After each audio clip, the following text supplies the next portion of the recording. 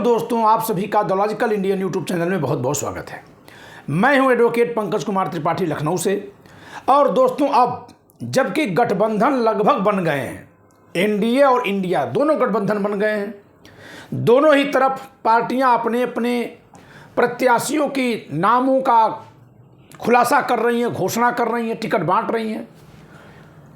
ऐसे में एक खबर आई है कि चंद्रशेखर आजाद रावण, जिनके बारे में यह माना जा रहा था कि इंडिया गठबंधन की ओर से अखिलेश यादव उन्हें नगीना की सीट से चुनाव लड़ने देंगे। हो सकता है कि वो अपने पार्टी से लड़ते, आज़ाद समाज पार्टी, और उसको इंडिया गठबंधन का समर्थन होता, या कि सपा के टिकट से लड़ते। ये कहीं कोई बात नहीं थी, लेकिन इतना तय था लगभग कि वो इंडिया गठबंधन की तरफ से लड़ेंगे। इसके पहले एक बात उठी थी कि मायावती जी इंडिया गठबंधन में आ रही हैं।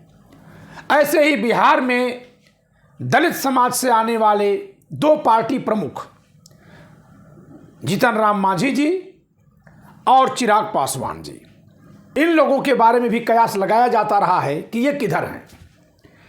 ऐसे में आज मैं तीन प्रमुख दलित नेताओं पर बात करने जा रहा हूं। आज जबकि संविधान खतरे में है, तब मैं इन पर यह कार्यक्रम करने जा रहा हूं, इनसे सवाल के माध्यम से कि माया मांझी पासवान पूछ रहा है संविधान। माया मांझी पासवान पूछ रहा है संविधान। दोस्तों, आज जब संविधान खतरे में है और जबकि सबसे ज्यादा, वैसे तो हर वर्ग समाज के लोगों के लिए संविधान बना है, सब लोग संविधान को बचाने में लगे हुए हैं, लेकिन सबसे ज्यादा संख्या में अगर कोई समाज सड़कों पर संविधान लेकर खड़ा है, जिस समाज के नेता, समर्थक और आदर्श लोग संविधान बांट रहे हैं खरीद खरीद कर, वह समाज है भारत का दलित समाज। तो ऐसे में जब वह समाज भारत के संविधान के प्रति खतरा मान रहा है और 2024 के चुनाव को एक बहुत बड़े निर्णायक चुनाव के रूप में देख रहा है, तो उस समाज के नेता लोग कहां खड़े हैं? वही संविधान सवाल कर रहा है, जिस संविधान की रखवाली के लिए सारा समाज सड़कों पर खड़ा है। दोस्तों, मैंने शुरू में ही चंद्रशेखर आजाद रावण की स्थिति की चर्चा कर दी, लेकिन अब चर्चा करता हूं तीन बड़े उन नेताओं पर जो अपनी अपनी पार्टियों के प्रमुख हैं। दोस्तों, वैसे तो बहुत सारे दलित नेता हैं, हर समाज के बहुत सारे नेता हैं, लेकिन मैं यहां उन्हीं नेताओं की बात कर रहा हूं जिनकी अपनी खुद की पार्टी है। खुद की पार्टी का मतलब जिस पार्टी प्रमुख होने के नाते उनको खुद ही यह फैसला लेना है कि उनकी पार्टी कहां किसके साथ गठबंधन करेगी, कहां किसे टिकट देगी, कैसे चुनाव में उतरेगी, उसके मुद्दे क्या होंगे। इस क्रम में मैं इस वीडियो में तीन नेताओं पर चर्चा करूंगा: मायावती जी, जीतन राम मांझी जी, चिराग पासवान जी। दोस्तों, मायावती जी पर मैंने कई एपिसोड किए हैं, कई सवाल किए हैं। बड़ी उम्मीद के साथ मैं बना रहा था वीडियो कि शायद इनके तक पहुंचेगी, इनके समर्थकों का लिखा कमेंट पहुंचेगा तो ये स्वयं गठबंधन की तरफ आने के लिए प्रेरित होंगी, ईवीएम पर कुछ बोलेंगी, भारत की वर्तमान सरकार के खिलाफ बोलेंगी। लेकिन इन्होंने आज तक नहीं बोला। मैं ही नहीं, प्रोफेसर रविकांत हो या प्रोफेसर रतनलाल हो, तमाम विद्वान, चाहे संजय शर्मा हो, तमाम पत्रकार इस अनुमान में थे कि जब चुनाव की अधिसूचना जारी हो जाएगी तो मायावती जी गठबंधन में आ जाएंगी। लेकिन नहीं, मायावती जी गठबंधन में तो नहीं आई। अब ये देखना है कि ये किस तरह के प्रत्याशी खड़ा कर रही हैं। क्या वे प्रत्याशी इस रूप में खड़े कर रही हैं कि जो इंडिया गठबंधन को कमजोर करने वाले हैं, या कि ऐसे प्रत्याशी खड़ा कर रही हैं जो एनडीए और बीजेपी को कमजोर करने वाले हैं? इस पर भी नजर रखनी है। तो चलिए दोस्तों, ये हो गई मायावती जी की स्थिति।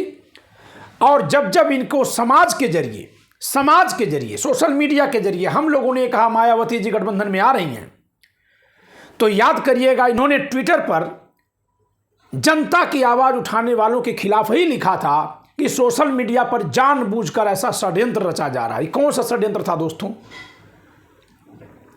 जो लोग भी भारत के संविधान को वर्तमान सरकार से खतरा समझ रहे हैं, इलेक्टोरल बॉन्ड का खुलासा हुआ, आपको दिखाई दे रहा, सबको दिखाई दे रहा है कि कौन ईडी, सीबीआई, आईटी की रेड डाल करके चंदा उगा रहा था। स्वयं बीएसपी बता दे कि इनको कितने चंदे मिल गए। नहीं मिले। समाजवादी पार्टी को नहीं मिले। कांग्रेस पार्टी जो देश की सबसे पुरानी पार्टी, उसको 1400 करोड़ मिले, जबकि छोटी पार्टी को भी शायद बड़े चंदे मिल गए और बीजेपी को तो अकूत चंदा मिला। तो दोस्तों, ऐसे समय में जब संविधान खतरे में है, मायावती जी ने सोशल मीडिया पर वीडियो बनाने वाले उन लोगों पर तो कमेंट कर दिया, एक्स पर लिख दिया, ट्विटर पर लिख दिया, जो लोग ये कह रहे थे कि मायावती जी इंडिया गठबंधन में आ रही हैं, लेकिन मायावती जी ने कभी भी ईवीएम पर या संविधान को उठ रहे खतरों पर कभी कोई ट्विटर पर ट्वीट नहीं किया, जबकि ईवीएम पर, संविधान के खतरे पर हम लोग बहुत ज़्यादा वीडियो बनाए हुए हैं। यानी जब इनसे कभी संविधान बचाने के लिए अपेक्षा की गई या ऐसा बताया गया कि ये बचाने के इस मुहिम में आ रही हैं, तो इन्होंने तत्काल खंडन करने का काम किया। लेकिन जब सरकार पर सवाल उठा, संविधान को खतरा दिखाया गया, तब ये मौन रही। क्षमा करिएगा, आप में से जो लोग मेरी इस बात से नाराज हो, आप नाराज हो सकते हैं, लेकिन ध्यान दीजिए कि हमारी वफादारी और हमारी जिम्मेदारी संविधान के लिए है। जो नेता, जो व्यक्ति संविधान के साथ खड़ा होगा, मैं उसके साथ खड़ा हूं, मैं उसके लिए बोल रहा हूं। जो इसके साथ नहीं दिखेगा, कुछ देर तक हम लोग इंतजार करेंगे कि हो सकता है कि हमें नहीं दिख रहा है, अपने तरीके से वो संविधान के साथ हो, लेकिन अगर इसके बाद भी वो नहीं दिखेगा, तब फिर उसके खिलाफ भी खुलकर प्रहार होगा। अब हम दूसरे नेता की बात करते हैं, जीतन राम मांझी जी। दोस्तों, कभी कभी जब लोग लिखते हैं ना, ब्राह्मणों ने ये किया, ब्राह्मणों ने ये किया, ब्राह्मणों ने वो किया, ठीक है, चूंकि मैं स्वयं ब्राह्मण जात से हूं, सहना है, लेकिन कभी कभी अंतर से मन बहुत दुखी भी होता है और बहुत हंसी भी आती है कि जिस समय संविधान लिखा गया और लागू किया गया और सुरक्षित रहा है, शुरुआत में तो 90% पदों पर ब्राह्मण थे, फिर भी संविधान सुरक्षित रहा और देश को बहुत नीचे से ऊपर तक ले जाया गया।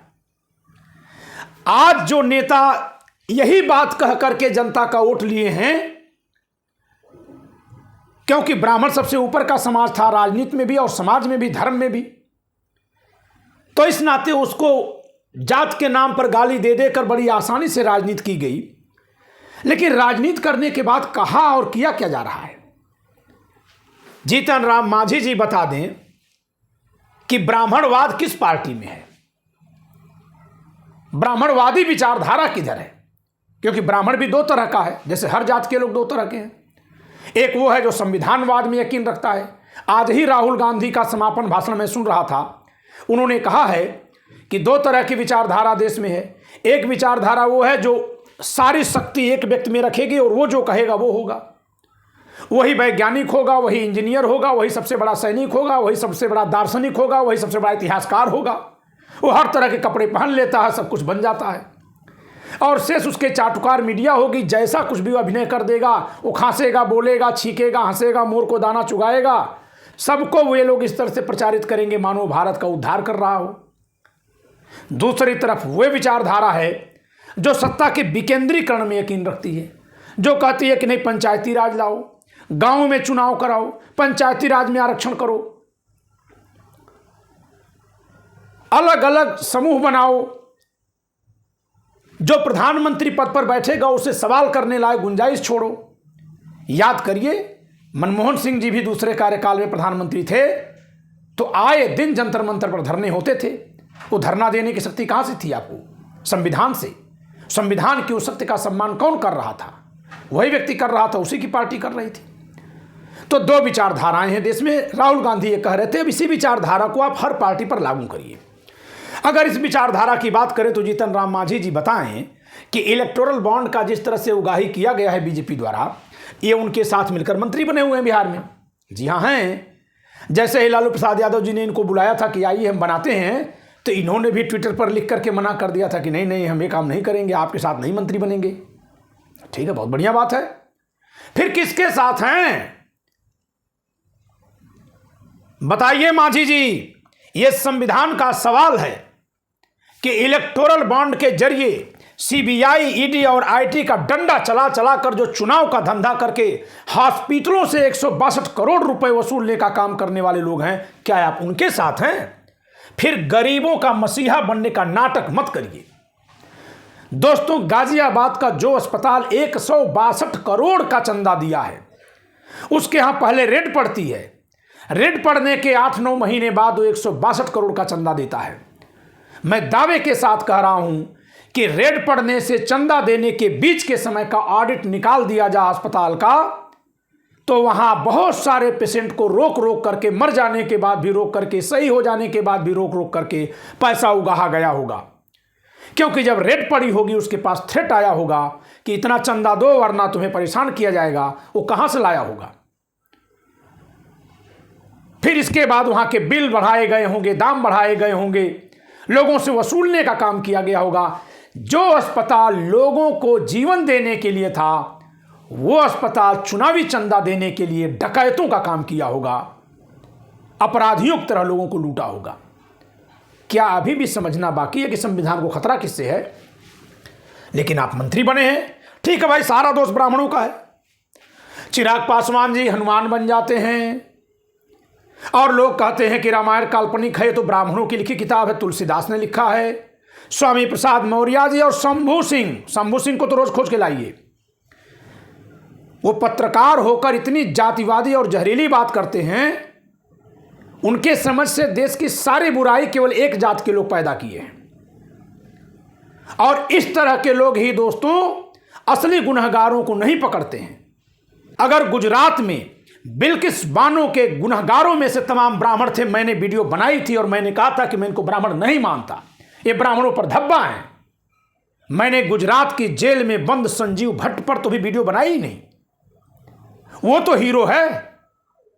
क्या वो शंभू सिंह को नहीं दिखता कि कश्मीरी पंडितों का कत्लेआम हुआ, मुसलमानों के हाथों हुआ, फिर भी उसी कश्मीरी पंडित समाज का एक आईपीएस संजीव भट्ट जब गोधरा में मुसलमानों का कत्लेआम सरकार के समर्थन से हो रहा था, तब वो अपनी ड्यूटी निभाने के लिए इतना बड़ा बलिदान दिया कि आज तक वो जेल में है। उसकी जवान बेटी, बच्ची तब थी, अब आज बड़ी हो गई, वो यातना झेल रहा है। इसीलिए मैं कहता हूं कि किसी की जाति पर चर्चा मत करिए, उसके व्यक्तित्व पर चर्चा करिए। जात पर तब करिए जब वो गलत कर रहा हो, लेकिन उसके केवल जात पर करिए, पूरे जात पर मत करिए। समझिएगा, मान लें कि मायावती जी आज संविधान के खिलाफ खड़ी हो जाए, तो हम क्या कहते हैं कि इनके सारे जात के लोग संविधान के दुश्मन होते हैं। देख लो दोस्तों, ये गलत होगा। ये अगर गलत है, इनकी आलोचना होगी, ये सही है, इनकी तारीफ होगी। हाँ, अब अगर किसी समाज में कोई अच्छा व्यक्ति पैदा होगा तो इससे उस समाज का गौरव होता है। किसी समाज का कोई गलत व्यक्ति पैदा हो गया, गलत काम किया, समाज शर्मिंदा होता है।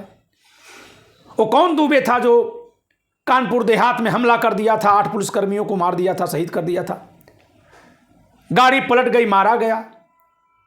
कोई कहेगा कि अरे ब्राह्मण की हत्या हो गई? कोई नहीं कहेगा। ठीक है कि वो हत्या हुई, अगर हम सवाल उठाएंगे तो सरकार की इस कारस्तानी पर उठाएंगे कि आप इस तरह से गाड़ी पलट कर क्यों हत्या करवा रहे हैं। जेल में ले जाइए, अदालतों के जरिए उसको फांसी दिलवाइए। लेकिन इस नाते हम सवाल नहीं उठा सकते कि आपने एक ब्राह्मण को क्यों इस तरह से मारा। यह बात नहीं हो सकती, यह गलत बात है। तो दोस्तों, ये क्या करते हैं, ये सीना चीर कर दिखा रहे थे, हनुमान थे ये जिनके हनुमान बने वो इनको पूछ ही नहीं रहे हैं। अब इनको कैसे पूछेंगे? हाँ पासवान जी, आपके समाज के युवाओं का लगातार मेरे पास फोन आता है। बिहार से हमारे एक दर्शक हैं, हमारे बहुत प्रिय दोस्त हैं, अखिलेश पासवान जी। मैं ऐसे व्यक्ति की इस तरह की मानसिकता को नमन करता हूं कि वो कहते हैं कि सर, इनको जरा बताइए कि संविधान के साथ ये खुलकर क्यों नहीं खड़े हैं। तेजस्वी अकेले लड़ रहे हैं, राहुल गांधी लड़ रहे हैं, ये क्यों नहीं लड़ रहे हैं? एक नेता लड़ रहे थे, चंद्रशेखर आजाद रावण, उनको क्यों नहीं गठबंधन में लिया गया? इस पर भी मैं कभी चर्चा करूंगा। और चाहे कारण जो भी हो, जो बड़े हैं उनका दायित्व था कि जो राजनीति में नया नया उभर रहा है और संघर्ष कर रहा है उसको अपने साथ लें। लेकिन जो बड़े हो गए हैं वो कौन सा बड़प्पन दिखा रहे हैं? ये भी पूर्व मुख्यमंत्री हैं, बहुत बार रही हैं, ये भी पूर्व मुख्यमंत्री रह चुके हैं। कितना बड़ा कैडर है इन लोगों का। संविधान की बात तो कर देते। तो दोस्तों, ये जिसके लिए हनुमान बन रहे थे वो राम होते तब तो इनको जगह देते, क्योंकि हमारी मान्यताओं के अनुसार राम और हनुमान को अलग कोई कर नहीं सकता। शायद इसीलिए ये सोच रहे थे हनुमान कह देंगे तो मोदी जी अलग नहीं करेंगे। इनको अब तो अपनी आंख खोल लेनी चाहिए कि मोदी जी राम नहीं है ना, राम नहीं है मोदी जी, राम नहीं है, राम को लाने वाले हैं, राम को ले आए हैं वो। तो बताइए, मोदी जी का हनुमान कह के अपने को ये उनको छोटा बना रहे थे कि नहीं बना रहे थे? सरल रास्ता मत चुनिए। इस देश के लिए, इस संविधान के लिए लाखों लोग, हजारों लोग कुर्बानी दिए हैं। ये सोचिए दोस्तों कि चाहे कुछ भी हो, सर्वाधिक चिंता दलित समाज के नेताओं पर हो रही है, सर्वाधिक चर्चा भी होती है, सर्वाधिक उम्मीद पाली जा रही है। जबकि सबसे ज्यादा दमन अगर किसी का हुआ है इस सरकार में तो मुस्लिम समाज के लोगों का हुआ है। कोई ये नहीं कह रहा कि मुस्लिम समाज के नेता तुम कहां हो। बताइए, कोई कह रहा है? नहीं कह रहा है। न वो समाज कह रहा है कि हमारे समाज के नेता को सीएम क्यों नहीं बनाते, पीएम क्यों नहीं बनाते, नहीं कह रहा है। उस समाज की अपेक्षा भी इन्हीं लोगों से, संविधान प्रेमियों की अपेक्षा भी इन्हीं लोगों से है, इनके खुद के समाज की अपेक्षा इन्हीं लोगों से है। और ये लोग कहां हैं पता नहीं, तय ही नहीं कर पा रहे हैं कि किधर जाएंगे किधर नहीं जाएंगे। अरे मेरे जैसा आदमी तय करके बैठा है कि भैया हमको संविधान के साथ रहना है, बात खत्म। अब आप बता दीजिए कि संविधान के साथ कौन है, और पूरा 100% कोई पार्टी हो नहीं पाएगी तो ज्यादा कौन है ये बता दीजिए। आप गलती मत करिए, देश देख रहा है आप सबकी तरफ। ये कितनी विडंबना भरी बात है दोस्तों कि उत्तर भारत की जितनी भी वो पार्टियां हैं जिनके प्रमुख नेता दलित हैं, उन पार्टियों का जरा देखिए कहां है वो। दक्षिण भारत में रामदास अठावले को भी ले आइए, वो भी वहीं खेल रहे हैं। फिर कहेंगे मनुवाद का विरोध किया था बाबा साहब ने और संविधान लिखा था बाबा साहब ने, और जो संविधान का विरोध करने वाली शक्तियां थीं और मनुवाद की समर्थक शक्तियां थीं, उनके साथ बैठ करके आप लोग जलेबी छान रहे हैं। जनता समझ नहीं पा रही है कि संविधान के साथ कौन है भाई, कहां से बचेगा। अब की बार 400 पार संविधान की होगी दरकार। अब की बार 400 पार यानी संविधान पर होगा खुलकर प्रहार। एक कान खोलकर सब लोग सुन लें। अभी अनंत हेगड़े जो कर्नाटक के नेता वो कह भी रहे हैं कि 400 पार हम इसलिए चाहते हैं ताकि हम संविधान बदल सके। कैसा बदलें, कितना बदलें? दोस्तों, यह संविधान धर्म की आजादी देता है, इसलिए आप चाहे हिंदू हो, मुसलमान हो, सिख हो या ईसाई हो, आप रहिए। आपका जिसको मन करे उसको मानिए, न मन करे नास्तिक हैं तब भी संविधान आपको सम्मान देता है, अधिकार देता है। लेकिन अगर हिंदुत्व की परंपराओं की ओर लौटने की वकालत कोई करेगा तो भूलिए मत। अगर शरीयत की तरफ लौटने की कोई बहुत ज्यादा बात करके परंपराओं में जाएगा तो कहां जाएगा? फिर कोड़े से सजा दी जाएगी, यानी आप पुराने जमाने में पहुंचेंगे ना, क्योंकि वो जमाना पीछे का है। तो अगर कोई हिंदू समाज को परंपराओं की तरफ ले जाएगा तो परंपराओं में क्या मिलेगा? तो अगर कोई हिंदू समाज को पीछे की तरफ परंपराओं की ओर ले जाएगा, धर्म के नाम पर, संस्कृति के नाम पर, चाहे गौरव के नाम पर, जितना बढ़िया टीका लगा के एकदम पीला वाला गमछा पगड़ी लगा ले, वो लेकर कहां जाएगा? परंपराओं की तरफ चलिए तो कहां पहुंचेंगे? परंपराओं में ये तीनों ही नेता अछूत समाज से आते हैं, जो भारत के माथे पर कलंक माना गया संविधान के द्वारा। तो फिर क्या परंपराओं में जाकर समाज अछूत बनेगा? आप उस रास्ते को ले जा रहे हैं। परंपराओं में निश्चित किया जाएगा कि कौन सी जाति कौन सा कार्य करेगी। तुम जिस जात में पैदा हुए हो तुम यही करोगे, इसके अलावा नहीं करोगे। तो क्या आप अपने समाज को परंपरागत कार्यों तक सीमित होने के लिए ये काम कर रहे हैं? क्योंकि संविधान का अनुच्छेद 19(1)(6) का मतलब छाता, अंग्रेजी में आर्टिकल 19 क्लॉज 1 सब क्लॉज जी में लिखा है कि भारत के सभी नागरिकों को अपनी इच्छानुसार कोई भी कार्य, वृत्ति या आजीविका करने का अधिकार है। और यही कारण है कि हर समाज के लोग अब हर तरह का काम कर रहे हैं। पहले के ज़माने में नहीं कर पाते थे। आज भी बहुत ग्रामीण इलाकों में जाइए तो वहाँ अगर एक जाति वाला दूसरे जाति का काम करने लगेगा तो समाज उस पर हमला कर देता है। लेकिन संविधान उस तरह की परंपराओं को वर्जित कर रहा है और सबको स्वतंत्रता दिया कि जो जो चाहे अपनी पसंद का कार्य कर सके।